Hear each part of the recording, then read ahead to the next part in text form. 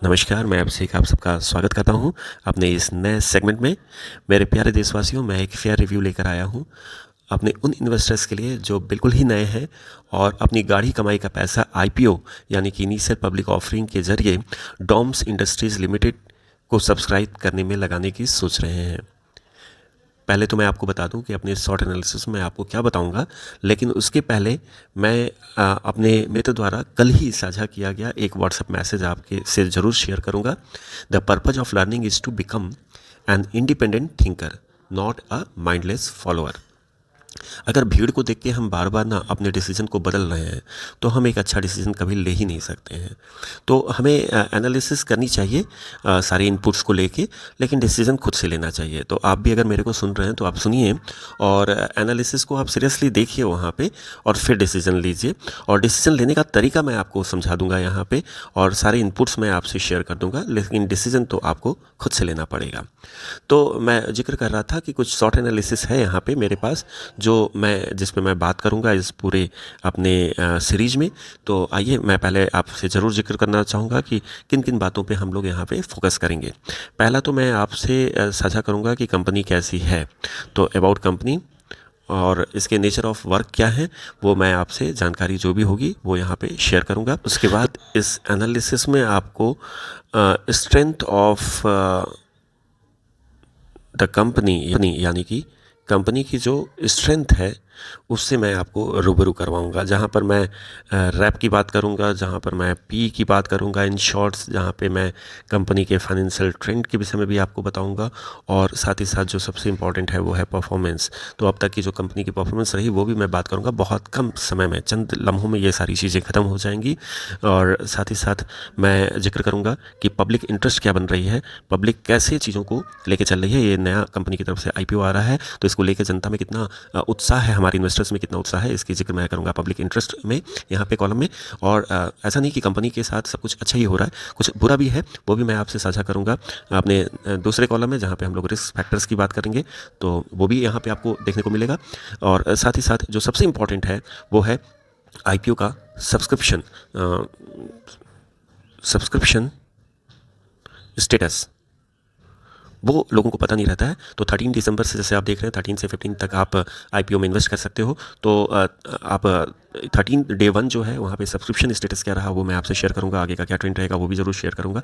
और साथ ही साथ जो इम्पॉर्टेंट डेट्स हैं, इम्पॉर्टेंट डेट्स का मतलब ये हो गया कि कंपनी जो है कब इसको आप इन्वेस्ट करने के लिए ओपन कर रही है आपको, और साथ ही साथ लास्ट डेट क्या रहेगा जब तक कि आप इन्वेस्ट कर सकते हो, इसमें अपने पैसे को लगा सकते हो, जो अलॉटमेंट डेट रहेगा कब आपको शेयर मिल जाएगा, और साथ ही साथ जो लिस्टिंग का डेट रहेगा कब आपके शेयर की वैल्यू आपको पता चलेगी, वो जिक्र करेंगे हम लोग इस लास्ट पॉइंट में, जो कि इंपॉर्टेंट डेट्स के तहत हम लोग कवर करेंगे। तो ये सारी चीज़ें हैं, बहुत ही इंपॉर्टेंट है, कुछ दूसरी कंपनी से भी कंपेयर करेंगे और लास्ट में एक कंक्लूजन तक पहुँचेंगे कि वाकई अगर आप नए इन्वेस्टर हैं या पुराने इन्वेस्टर हैं तो आपको क्या करना चाहिए। तो ये वीडियो बहुत ही इंपॉर्टेंट है उन लोगों के लिए जो कि डॉम्स कंपनी के आईपीओ को बहुत ही सीरियसली देख रहे हैं, समझ रहे हैं। तो उनके लिए पूरी एक एनालिसिस है, फुल पैकेट एनालिसिस है ये। आप इसको सुनिए ध्यान से और समझने की कोशिश कीजिए।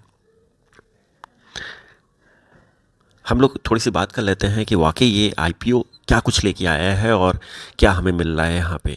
तो अगर आईपीओ की बात करें जो कि डॉम्स इंडस्ट्रीज़ लिमिटेड की तरफ से आया है, तो जो इशू साइज़ है, इशू साइज़ अगर आप देखोगे तो वो बहुत ही बड़ी है। मेरे ख्याल से रुपया 1200 करोड़ का एक बड़ा अमाउंट जो है कंपनी लेकर आई है इस पुलिस मार्केट में, आपके सपनों को पूरा करने के लिए, आपके सपनों को सजोने के लिए, उन लोगों के लिए जो कि शेयर मार्केट में अपने भाग्य को आजमाना चाहते हैं।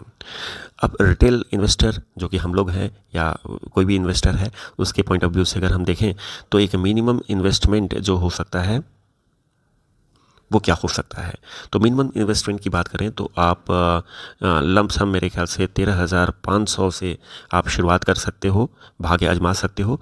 13,500 में आपको एक लॉट बुक कर दी जाएगी, एक लॉट आपको दे दी जाएगी कंपनी के द्वारा। अब एक लॉट क्या होता है, एक बक्सा होता है एक लॉट, जिसमें आपको कुल 18 शेयर कंपनी द्वारा मिल सकता है।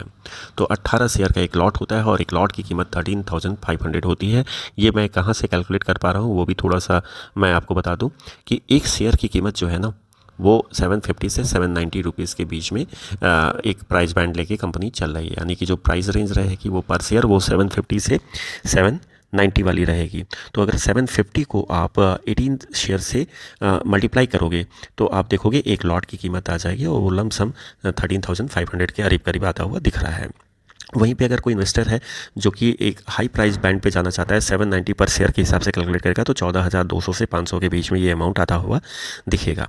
अब यहाँ पे क्वेश्चन आता है कि भाई हमें 750 ही जाना चाहिए या 790 जाना चाहिए या इनके बीच में जाना चाहिए।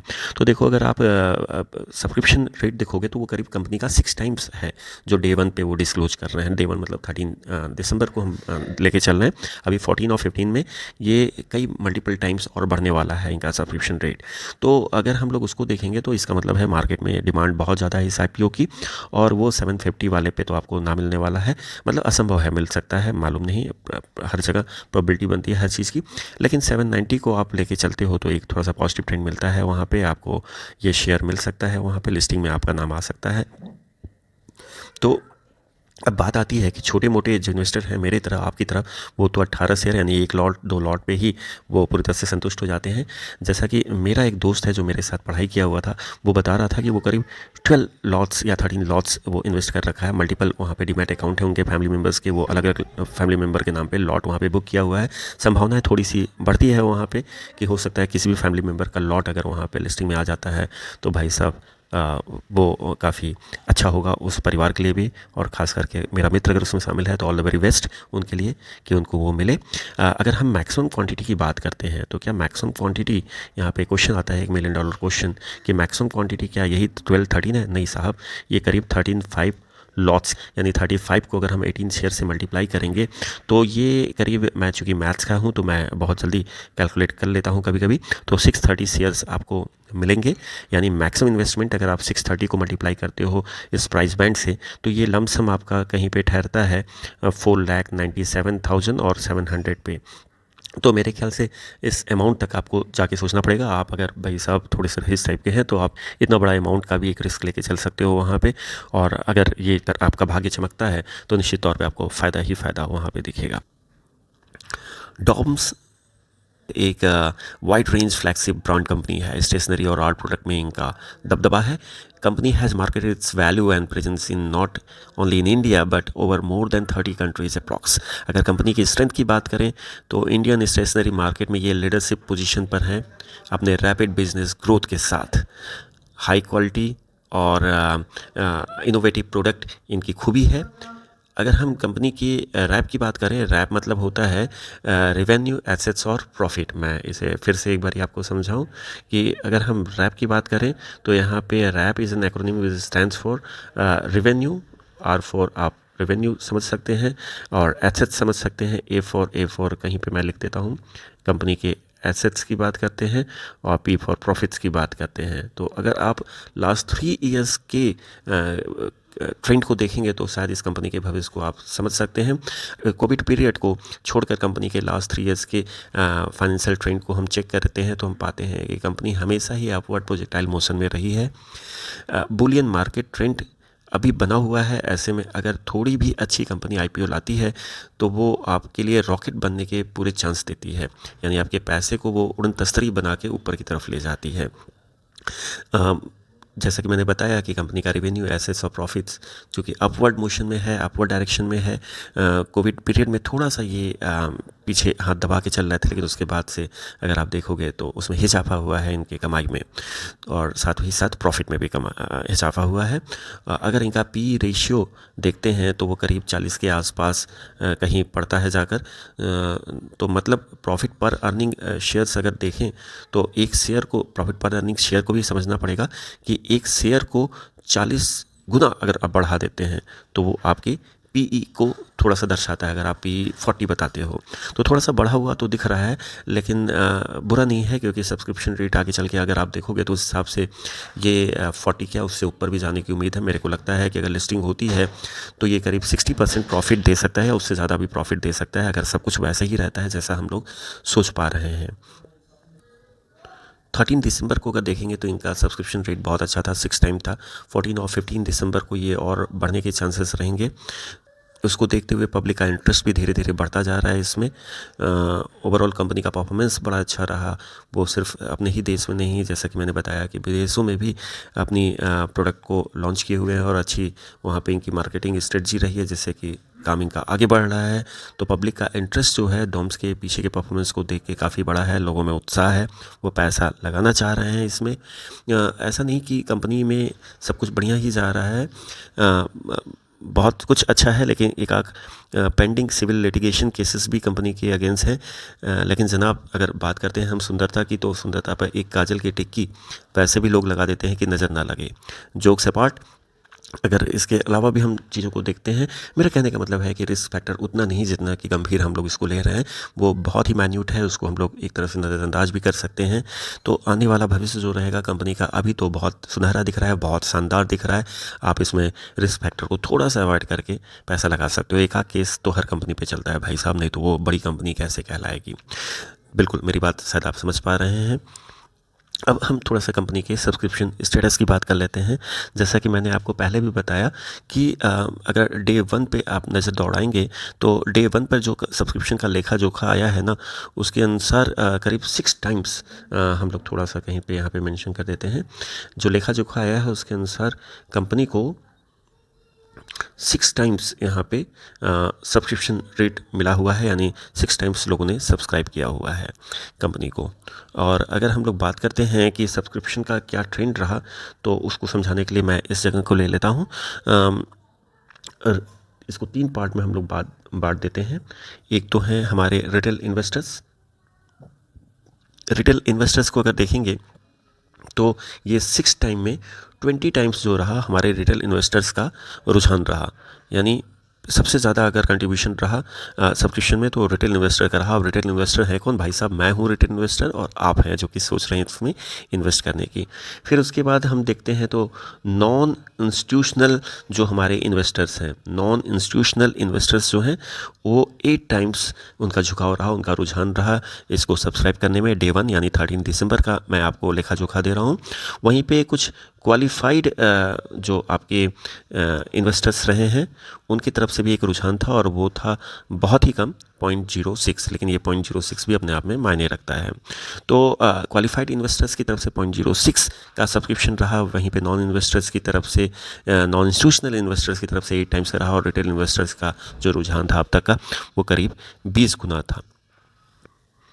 अब जल्दी से हम लोग थोड़े से इम्पॉर्टेंट डेट्स को देख लेते हैं कि अगर आप एज ए इन्वेस्टर इसमें इन्वेस्ट करना चाहते हो तो आपके लिए इंपॉर्टेंट डेट्स क्या हैं, कब आप इसके विषय में सोच सकते हो। 13 दिसंबर जो कि कल था, कल से ये ऑफ़र स्टार्ट हो चुका है। यहाँ पे ये स्टार्टिंग डेट था जबकि इस ऑफ़र में आप वहाँ पे इन्वेस्टमेंट के प्रोसेस में आ सकते थे। 15 दिसंबर जो है 2023 ये इंड डेट है जो कि कंपनी द्वारा डिसाइड किया गया है। इसमें आप 15 दिसंबर तक इन्वेस्ट कर सकते हो जितने भी लॉट आपको चाहिए। उसके बाद दोस्तों 18 दिसंबर आता है। 18 दिसंबर भी एक महत्वपूर्ण डेट रहेगा इस IPO के लिए, क्योंकि 18 दिसंबर में अलॉटमेंट डेट रखा गया है। शेयर्स आपके अलॉटमेंट डेट का मतलब मैं आपको बता दूं कि शेयर्स आपके अकाउंट में आ जाएंगे, जितने भी शेयर्स रहेंगे वो आपके अकाउंट में आना शुरू हो जाएंगे 18 दिसंबर को। वहीं 20 दिसंबर की अगर हम बात करते हैं, 20 दिसंबर सबसे महत्वपूर्ण दिन रहेगा, क्योंकि 20 दिसंबर को ही कंपनी जो है अपने शेयर की, कंपनी की लिस्टिंग की जाएगी, और आप अपने पैसे की वैल्यू पता कर सकते हैं, और वो होगा डेट 20 दिसंबर। तो 20 दिसंबर का आप इंतज़ार कर सकते हैं एक बार इन्वेस्टमेंट करने के बाद। दोस्तों देखो, हर तरह के लोग होते हैं। कुछ लोगों को लगता है कि वाकई हमें इन्वेस्ट करना चाहिए या नहीं करना चाहिए, और कुछ लोगों को थोड़ा बहुत इस संशय के साथ वो इन्वेस्टमेंट में जाते हैं। तो उन लोगों को मेरा सजेशन बिल्कुल बनारसी भाषा में, क्योंकि मैं बनारस का रहने वाला हूँ, मैं कहूँगा कि गुरु थोड़ा सा रिस्क तो लेना चाहिए। हालांकि पैसे के प्रति जो लोग ज़्यादा संजीदा हैं वो लिस्टिंग के बाद भी स्टडी करके पैसे इन्वेस्ट कर सकते हैं। शेयर्स को मार्केट में आने तक उनको फिर इंतज़ार करना पड़ेगा, जैसे कि कुछ लोगों ने IRFC के शेयर में किया था, IPO में किया हुआ था, और एक बार लिस्टिंग के बाद फिर वो थोड़ा सा वेट करते हैं। एक बार शेयर लुढ़क कर नीचे आता है, उसमें वो इन्वेस्ट करते हैं, और काफ़ी सेफली वो फिर प्लान करते हैं कि हाँ उनका फ्यूचर कैसा होगा उनके शेयर का। तो आप उसके लिए भी जा सकते हो। All the very best. आप इसमें देखिए, आप इन्वेस्ट करना चाहें तो इस IPO में आप इन्वेस्ट कर सकते हैं।